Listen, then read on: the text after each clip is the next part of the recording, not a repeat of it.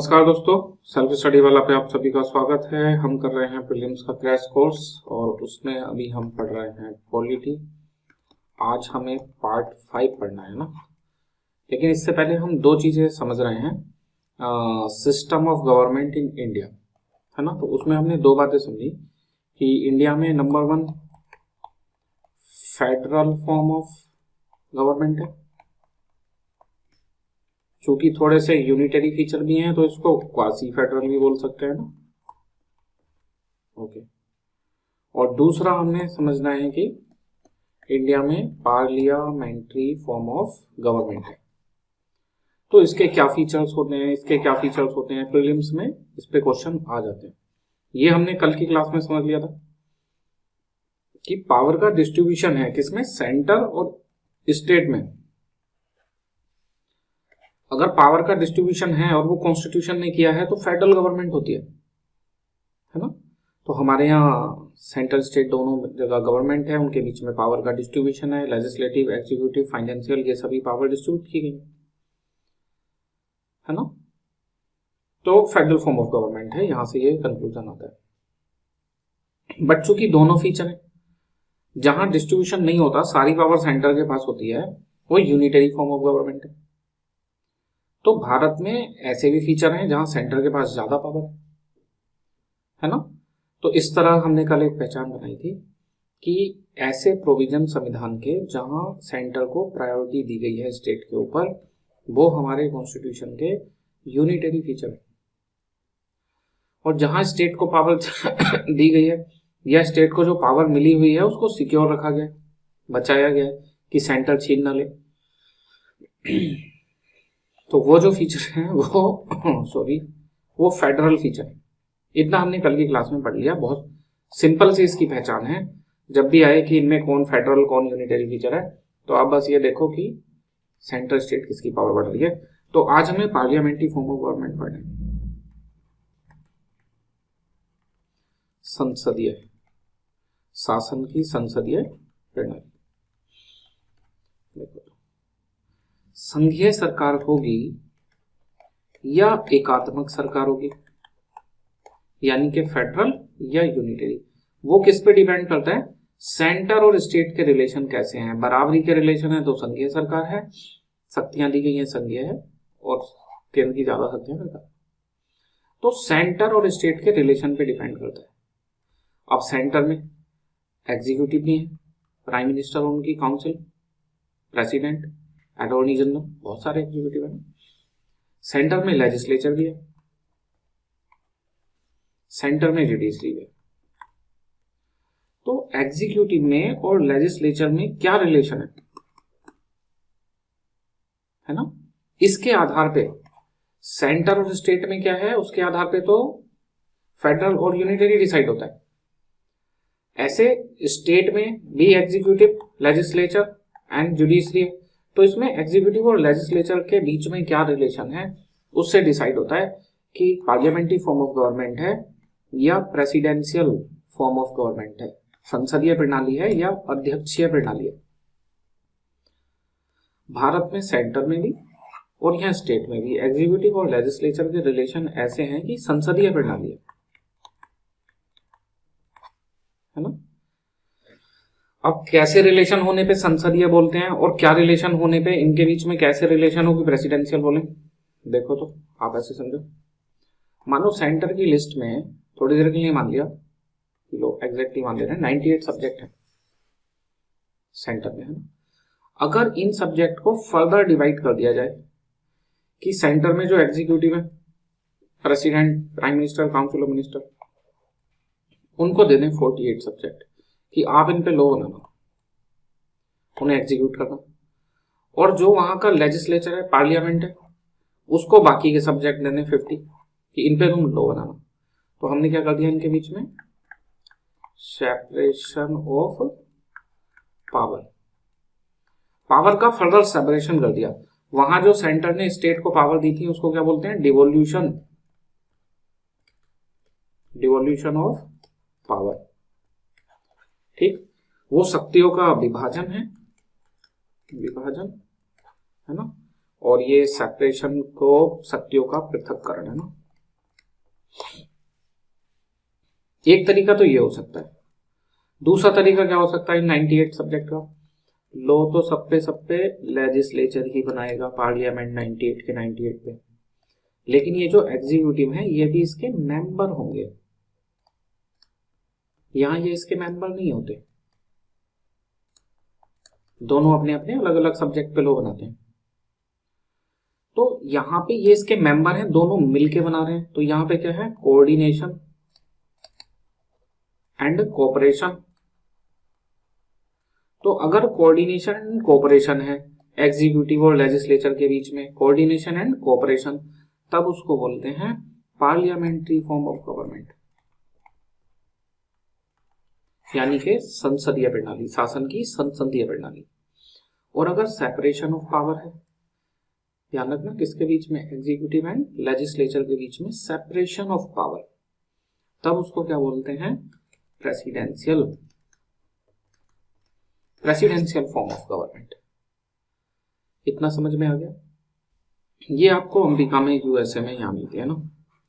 India में ये वाली है parliamentary form of government, centre में भी ऐसे ही है और स्टेट में भी ऐसे है। अभी हम बस ये एक हल्का आइडिया ले रहे हैं ना। तो जो डेमोक्रेटिक गवर्नमेंट है वो प्रेसिडेंशियल हो सकती है, एग्जीक्यूटिव के और लेजिस्लेचर के बीच में सेपरेशन होगा, दोनों के अपने अपने सब्जेक्ट होंगे, और वो पार्लियामेंट्री हो सकती है। तो उसमें लेजिस्लेचर का ही पार्ट होता है एग्जीक्यूटिव, सेपरेशन नहीं होता, कोऑर्डिनेशन एंड कोऑपरेशन होता है। ठीक है, पार्लियामेंट्री फॉर्म में क्या है, कोऑर्डिनेशन एंड कोऑपरेशन, सहयोग से सरकार चलती है ये, और इसमें क्या है, सेपरेशन, पृथक्करण। अब पार्लियामेंट्री फॉर्म फिर दो तरह की हो सकती है कि जो हेड ऑफ द स्टेट है वो वंशानुगत हो सकता है, जैसे ब्रिटेन में, यूके में राष्ट्रपति की जगह राजा है ना, तो हेरिडिटरी भी हो सकती है, मोनार्क भी हो सकती है पार्लियामेंट्री फॉर्म ऑफ गवर्नमेंट। और वो जो हेड ऑफ द स्टेट है वो चुना हुआ भी हो सकता है, इलेक्टेड, चाहे डायरेक्टली चाहे इनडायरेक्टली, है ना।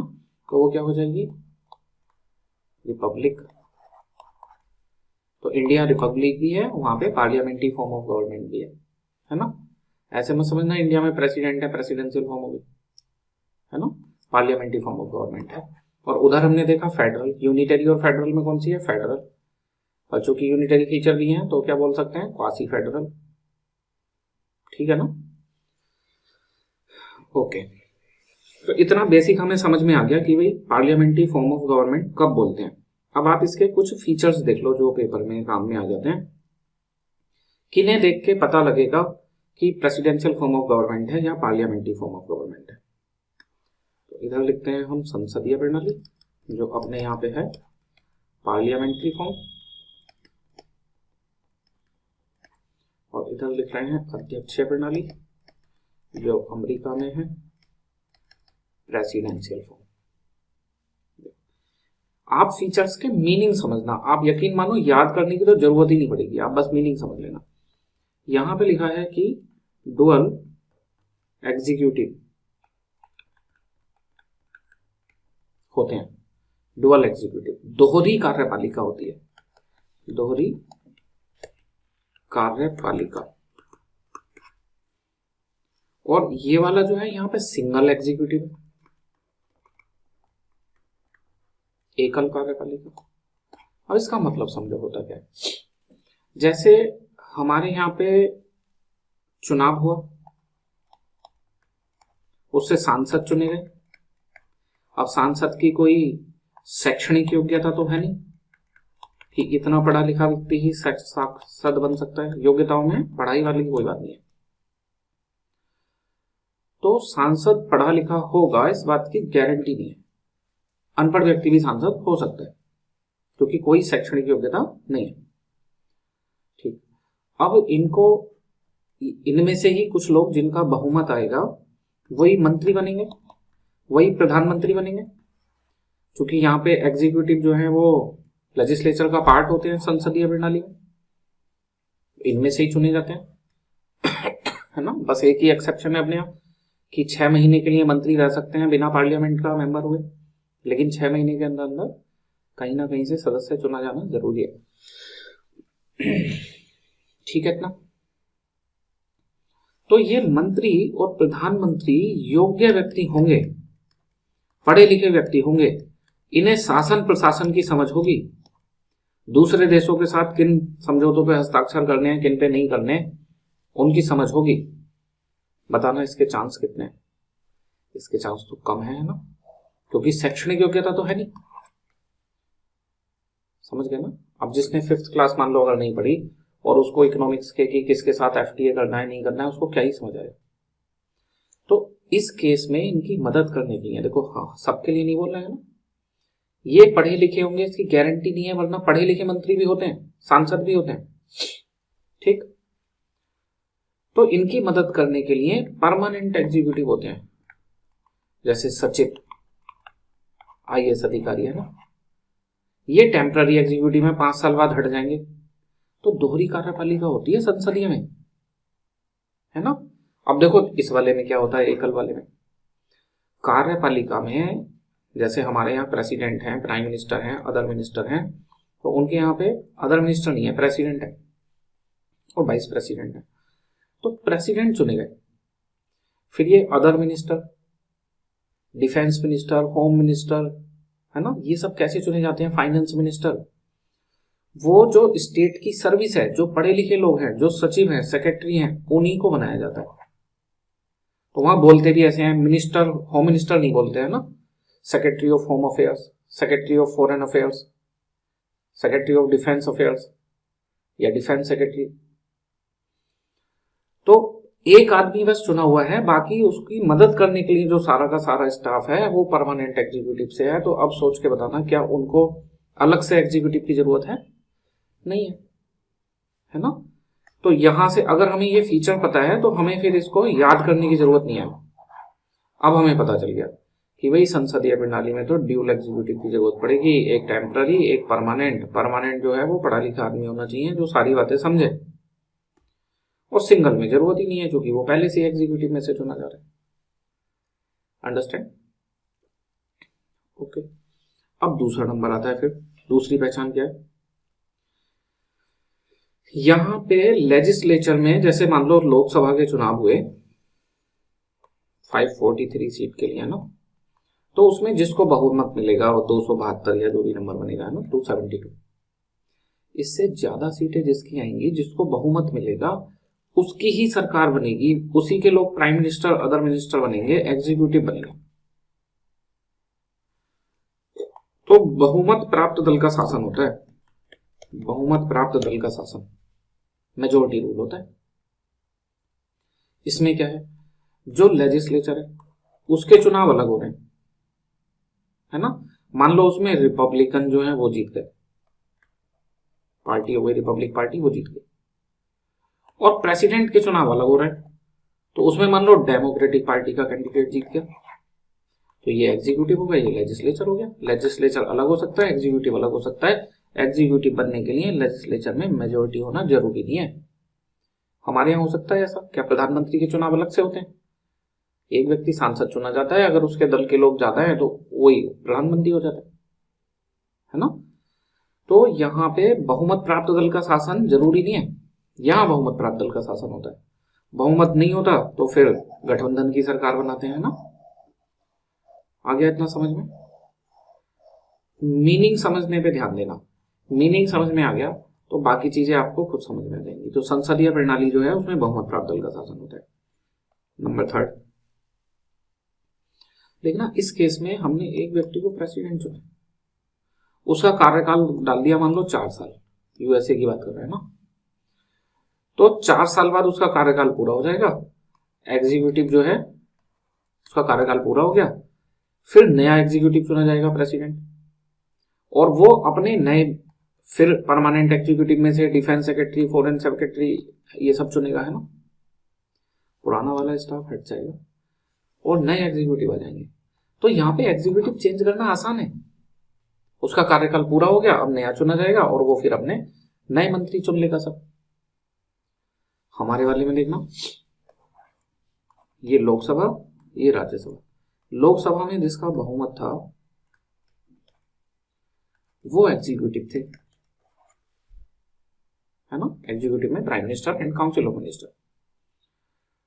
तो इनका कोई स्थायी कार्यकाल नहीं होता कि 5 वर्ष का कार्यकाल होगा, ऐसा नहीं होता, आप ये ध्यान देना, है ना। जब तक इनका बहुमत बना रहेगा तब तक ही ये एग्जीक्यूटिव रहेंगे, चाहे 10 दिन, चाहे 15 दिन, चाहे 1 महीना, चाहे पूरे 5 साल, है ना। ओके, तो अब मान लो 5 साल पूरे हो गए, हमें नए एग्जीक्यूटिव चाहिए, तो कैसे आएंगे? एक व्यक्ति के चुनाव से नहीं आ सकते।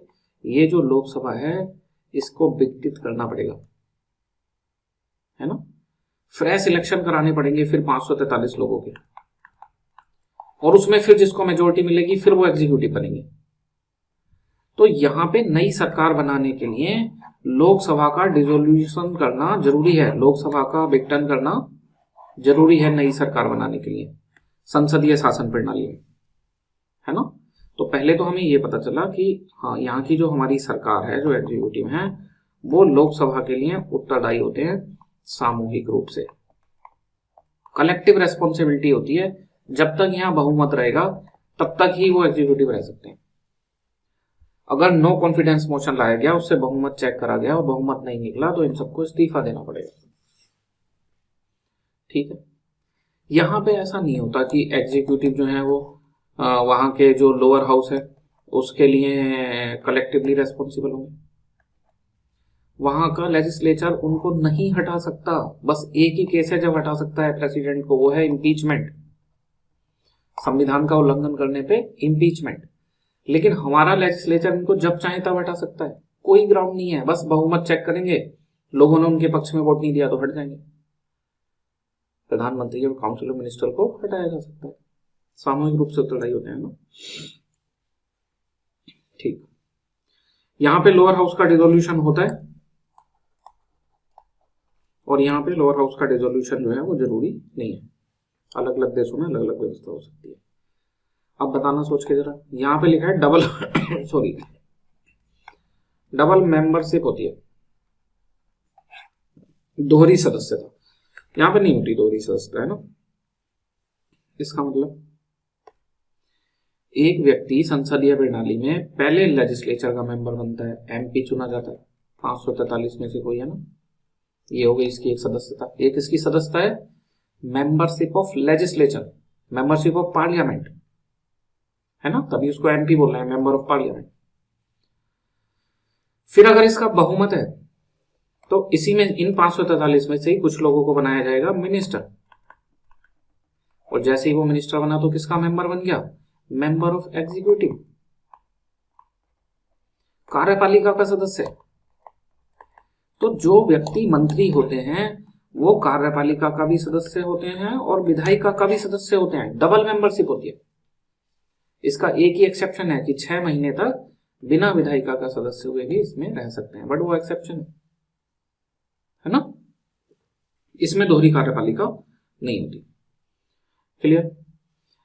जिन जिन देशों में संसदीय प्रणाली है वो प्राइम मिनिस्टर की लीडरशिप होती है, जहां प्रेसिडेंशियल फॉर्म है वहां पे लीडरशिप प्रेसिडेंट के पास होती है। यहाँ पे भी प्रेसिडेंट हो सकते हैं, लेकिन अगर यहाँ प्रेसिडेंट हैं तो उनके पास खाली नॉमिनल पावर होगी, रियल पावर प्रेसिडेंट के पास होगी, ठीक है। अब चूंकि यहाँ रियल पावर प्राइम मिनिस्टर और उनकी काउंसिल ऑफ मिनिस्टर के पास होती है रियल पावर, और अगर प्राइम मिनिस्टर कोई प्रभावशाली व्यक्ति है तो पूरी पावर का कंसेंट्रेशन प्राइम मिनिस्टर में हो जाता है, फिर काउंसिल ऑफ मिनिस्टर बहुत छोटी हो जाती है।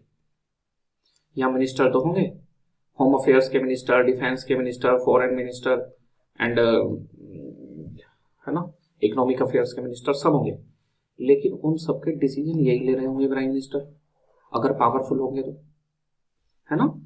तो ऐसा भी पाया गया है। इस वजह से ये जो सरकार है, पार्लियामेंट्री फॉर्म ऑफ गवर्नमेंट, इसे prime ministerial form of government भी बोल सकते हैं, प्राइम मिनिस्ट्रियल फॉर्म ऑफ, क्योंकि प्राइम मिनिस्टर बहुत पावरफुल हो जाते हैं। अगर प्राइम मिनिस्टर बहुत पावरफुल नहीं है तो ये जो काउंसिल ऑफ मिनिस्टर है इसका एक छोटा पार्ट होता है कैबिनेट, वो सारे डिसीजन ले रहा होता है, तो इसको कैबिनेट फॉर्म भी बोल देते हैं, प्रेसिडेंशियल फॉर्म को ही prime ministerial form of government, प्रधानमंत्री शासन की प्रधानमंत्री प्रणाली, शासन की कैबिनेट प्रणाली, ये सब भी बोला जा सकता है ना।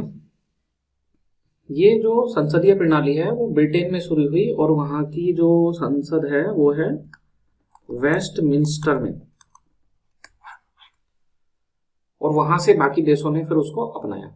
तो इसको वेस्टमिंस्टर फॉर्म ऑफ गवर्नमेंट भी बोल देते हैं, संसदीय शासन प्रणाली बोले, वेस्टमिंस्टर फॉर्म बोले, कैबिनेट प्रणाली बोले, प्राइम मिनिस्टरीय प्रणाली बोले, इन सबके सेम मीनिंग है।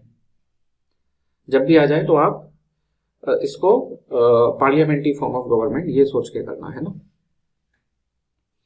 ये हमने फीचर देखे, पहचान। अब आप कहीं देखो तो किसी देश में ड्यूल एग्जीक्यूटिव मिले, डुअल एग्जीक्यूटिव, तो आपकी एक परमानेंट है एक टेम्पररी है, तो आप समझ जाओगे कि ये हाँ पार्लियामेंट्री फॉर्म ऑफ गवर्नमेंट है। अगर कहीं पे मेजोरिटी पार्टी का रूल है, जो पार्टी लेजिस्लेचर में मेजोरिटी में है वही एग्जीक्यूटिव में है, तो आप समझ जाना यहाँ पार्लियामेंट्री फॉर्म है। प्रेसिडेंशियल फॉर्म में ऐसा होना जरूरी नहीं है ना। अगर एग्जीक्यूटिव लेजिस्लेचर के लिए कलेक्टिवली रेस्पॉन्सिबल है, बिना किसी बात के भी लेजिस्लेचर उनको हटा सकते हैं, बहुमत अगर नहीं है तो, है ना। तो समझ जाना पार्लियामेंट्री फॉर्म ऑफ गवर्नमेंट है। डबल मेंबरशिप है तो पार्लियामेंट्री फॉर्म ऑफ गवर्नमेंट है ना। तो ये फीचर्स हैं पार्लियामेंट्री फॉर्म ऑफ गवर्नमेंट के, जिससे हम पता लगा पाएंगे कहाँ पार्लियामेंट्री फॉर्म ऑफ गवर्नमेंट है। तो इन सब के आधार पे हम देखें तो इंडिया में पार्लियामेंट्री फॉर्म ऑफ गवर्नमेंट मिलती है, ठीक है। अब अगला क्वेश्चन ये है कि इंडिया ने इसे क्यों अपनाया, पार्लियामेंट्री फॉर्म ऑफ गवर्नमेंट को। मेंस में इसमें क्वेश्चन आ चुका है एक बार कि संसदीय शासन प्रणाली अपनाए जाने के कारण, और क्या वो अभी भी हमारे लिए मतलब लाभदायी है हमें, या इसको बदल देना चाहिए प्रेसिडेंशियल फॉर्म से। वो मेंस की चीजें अभी प्री के हिसाब से देखते हैं। देखो मेरिट, भारत की जो भी शासन प्रणाली अपनाई गई हैं, है ना, उनके पीछे कारण ये होगा कि वो भारत के लिए उपयोगी होंगी। भारत की प्रकृति के हिसाब से उपयोगी होंगी। और भारत की प्रकृति क्या है, भारत को किस लिए जाना जाता है, विविधता, विविधता में एकता है ना, डाइवर्सिटी के लिए जाना जाता है। तो चाहे तो वो फेडरल फॉर्म ऑफ गवर्नमेंट हो, चाहे पार्लियामेंट्री फॉर्म ऑफ गवर्नमेंट हो, हमने ये दोनों विविधता की वजह से अपनाई है। हमारे यहाँ बहुत धर्म के लोग, बहुत जाति के लोग, बहुत अलग अलग तरह की भौगोलिक दशाओं वाले लोग, कहीं पहाड़, कहीं, है ना, मैदानी इलाके, कहीं पठारी क्षेत्र, कहीं तटीय प्रदेश, कहीं कॉन्टिनेंटल, बहुत तरह के लोग रहते हैं। उन सभी की जरूरतें पूरी हो पाए, उन सबके लिए एक अच्छा शासन हो पाए, इसलिए ही हमने ये फॉर्म अपनाई। फेडरल फॉर्म में कैसे, स्टेट को हमने थोड़ी पावर दे दी, तो फेडरल फॉर्म हो गई। अब इतने सारे स्टेट हो गए, सब अपने अपने लिए कानून बनाएंगे। जो तटीय क्षेत्र है वो तटीय के हिसाब से बना ले, जो पठारी है वो पठारी, जो पहाड़ी है वो पहाड़ी के हिसाब से बना ले, कहीं रेगिस्तान है तो रेगिस्तान के हिसाब से बना ले, कहीं बाढ़ ज्यादा आती है तो उसके हिसाब से अपने अपने रूल बनाए सब लोग। क्षेत्रीय महत्वाकांक्षाएं पूरी हो पा रही है ना। तो उसका भी कारण ये था फेडरल फॉर्म को अपनाने का कि जहां डाइवर्सिटी ज्यादा होगी वहां फेडरल फॉर्म अपनाई जाएगी। दूसरा, जहां डाइवर्सिटी ज्यादा है वहां शासन में सबकी भागीदारी होना जरूरी है। किसी एक व्यक्ति को शासन नहीं दे सकते, किसी एक व्यक्ति को दे दिया, वो हिंदू है तो मुस्लिम, सिख, ईसाई, जैन, बौद्ध, इनको परेशानी हो सकती है। मुस्लिम है तो अदर को हो सकती है, बौद्ध है तो अलग को हो सकती है। अगर वो एक व्यक्ति साउथ इंडिया का है तो नॉर्थ इंडिया को हो सकती है, ईस्ट वेस्ट को हो सकती है ना। वो मैदानी इलाकों का है तो पहाड़ी इलाके और बाकी सबको समस्याएं हो सकती हैं। एक व्यक्ति को शासन नहीं दे सकते, जो कि डाइवर्सिटी है, सबकी महत्वाकांक्षाएं पूरी करना जरूरी है, वरना भेदभाव के आरोप लगने लगेंगे ना। और उससे फिर लोगों में अलगाववादी भावनाएं आती हैं, वो सेपरेट होकर अपना नया कंट्री बनाना चाहते हैं। तो हमने ऐसे नहीं कि हमारे एग्जीक्यूटिव में एक प्रेसिडेंट होंगे, फिर वो परमानेंट एग्जीक्यूटिव चुनेंगे और यही सारे डिसीजन लेंगे, है ना, ऐसा नहीं करा गया। एक की जगह हमने कितने चुने हैं, अधिकतम 15% हो सकते हैं ना, लोकसभा की संख्या के 543 के, तो लगभग समथिंग 80 मंत्री के आसपास होते हैं। और इन 80 मंत्री को चुने जाते समय कोई भी सरकार इस बात का ध्यान रखती है कि उससे सभी क्षेत्र, सभी वर्ग इनके लोग आ जाएं, जिससे किसी वर्ग को पिछड़ा हुआ महसूस ना हो, उसके लगे कि भाई हमारे भी प्रतिनिधि काउंसिल ऑफ मिनिस्टर में हैं, और संसद में तो पहुंच ही जाते हैं चूंकि क्षेत्रीय प्रतिनिधित्व के हिसाब से पहुंचे।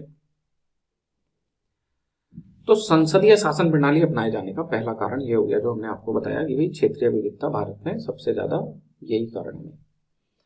दूसरा, जब भारत गुलाम था तो अंग्रेजों की शासन प्रणाली पार्लियामेंट्री फॉर्म से ही चल रही थी, तो हम उसके साथ फैमिलियर थे, और जब देश आजाद हुआ तो और बहुत समस्याएं थी, उनसे जूझना था। तो हम पूरी शासन प्रणाली बदल दें, फिर नई शासन प्रणाली सीखें तो और समस्याएं आ सकती थी, तो फैमिलियर होने की वजह से भी हमने इस प्रणाली को जारी रखा। ठीक है, और क्या फायदे हैं इसके?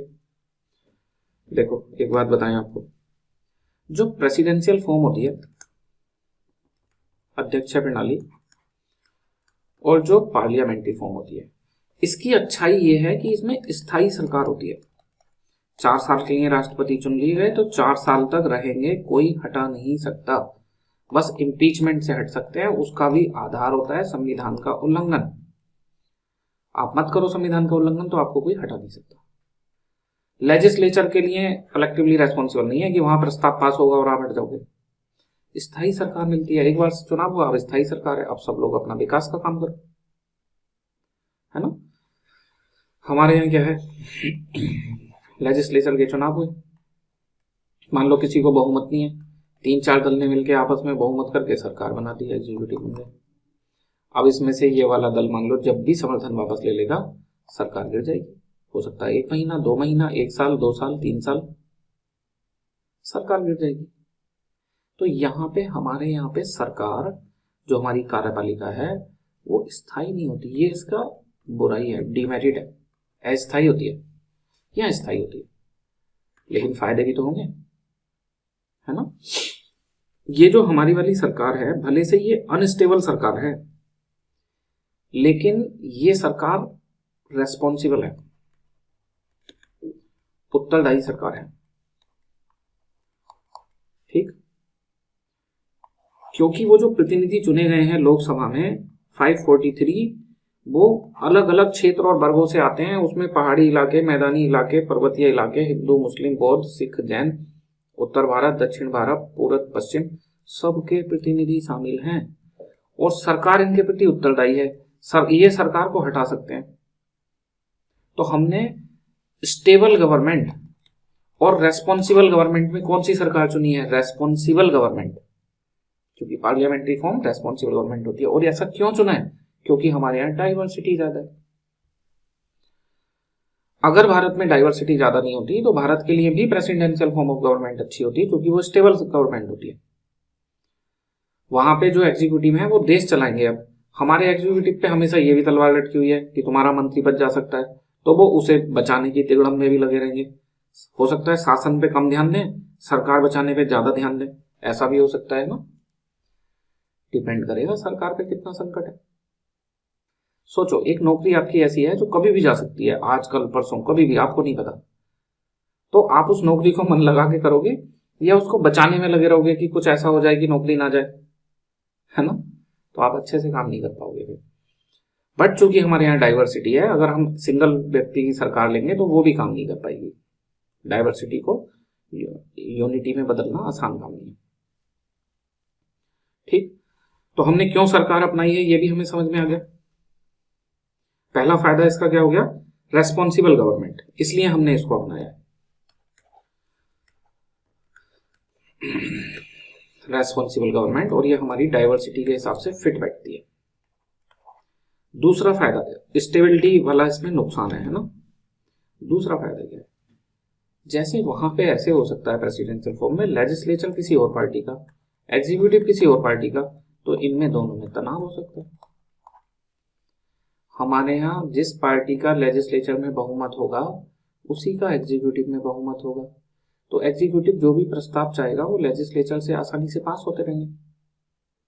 इन दोनों में तनाव और विवाद कम से कम होगा, है ना। तो सरकार में हार्मोनी होती है, लेजिस्लेचर और एग्जीक्यूटिव में, क्योंकि जो लेजिस्लेचर में ज्यादा है वही एग्जीक्यूटिव है, तो हार्मोनी तो अपने आप हो जाएगी, है ना। ठीक है, अगला हमारे यहाँ पे अल्टरनेटिव गवर्नमेंट का सिस्टम है। अल्टरनेटिव गवर्नमेंट वो तो प्रेसिडेंशियल फॉर्म में भी होता है ना, वहां प्रेसिडेंट की अगर मृत्यु हो जाए या वो पद से इस्तीफा दे दें या इम्पीचमेंट से हटा दिए जाए तो वाइस प्रेसिडेंट को शेष अवधि के लिए प्रेसिडेंट बना दिया जाता है, बची हुई अवधि के लिए ना। हमारे यहाँ कैसे होता है, मान लो एग्जीक्यूटिव का लेजिस्लेचर में बहुमत नहीं रहा, तो इन्होंने इस्तीफा दे दिया, अब कोई एग्जीक्यूटिव नहीं है, लेकिन लेजिस्लेचर तो अभी भी है, उसके पास दोहरी सदस्यता थी ना। कार्यपालिका विघटित हो गई तो वो कार्यपालिका का सदस्य नहीं रहा, लेकिन विधायिका का सदस्य तो अभी भी है। तो विधायिका में जो दल हैं वो कोशिश करेंगे कि कुछ दल आपस में मिल जाएं और एक नए दल को बहुमत मिल जाए, फिर उसकी सरकार बन जाए। बिना चुनाव के भी सरकार बन सकती है, अल्टरनेटिव फॉर्म ऑफ गवर्नमेंट है। तो बहुत बार ऐसे होता है, किसी दूसरे दल का बहुमत हो जाता है, फिर उसकी सरकार बन जाती है। क्लियर।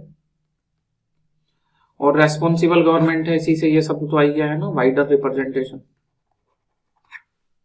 ज्यादा प्रतिनिधित्व इसमें है, तभी तो हम डाइवर्सिटी वाला जो कंसेप्ट है उसको अपना पा रहे हैं ना। नुकसान इसके ये है कि अनस्टेबल है, पॉलिसी में कंटिन्यूटी नहीं है, सरकार जल्दी जल्दी बदलती है ना। सेपरेशन ऑफ पावर को अच्छा माना जाता है, ये उसके अगेंस्ट में है। और एक इसका नुकसान ये है कि वो जो प्रेसिडेंशियल फॉर्म है वो एक्सपर्ट रन कर रहे थे, और ये जो अमेच्योर हैं ये रन कर रहे हैं, पता है ना, टेम्पररी एग्जीक्यूटिव। यहाँ कौन है, परमानेंट एग्जीक्यूटिव। सचिव है वही मंत्री है, यहाँ सचिव अलग है मंत्री अलग है ना। और सचिव ने तो बस मदद करनी है, डिसीजन किसने लेना है, मंत्री ने लेना है ना। ठीक, तो ये हमने 3 बातें देख ली कि पार्लियामेंट्री फॉर्म ऑफ गवर्नमेंट क्या होती है, उसके फीचर्स क्या हैं, उसकी मेरिट क्या है, भारत ने उसको क्यों अपनाया है। ठीक, अब आप इसको आराम से पढ़ना, क्वेश्चन करना, आपके इजीली होते चले जाएंगे। एक और बात है, ये मेंस के लिए भी काम की है, प्री के लिए भी काम की है, कि हमारे यहाँ भी पार्लियामेंट्री फॉर्म है इंडिया में,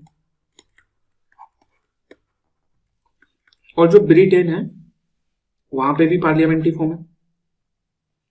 तो ब्रिटिश पार्लियामेंट्री फॉर्म में और इंडियन पार्लियामेंट्री फॉर्म में क्या कुछ डिफरेंस है, हाँ तो डिफरेंस है, उनको देखते हैं क्या क्या डिफरेंस है। हमारे यहाँ पे जो हेड ऑफ द स्टेट होता है वो प्रेसिडेंट होता है, चुना हुआ होता है। तो हमारे यहाँ रिपब्लिक है,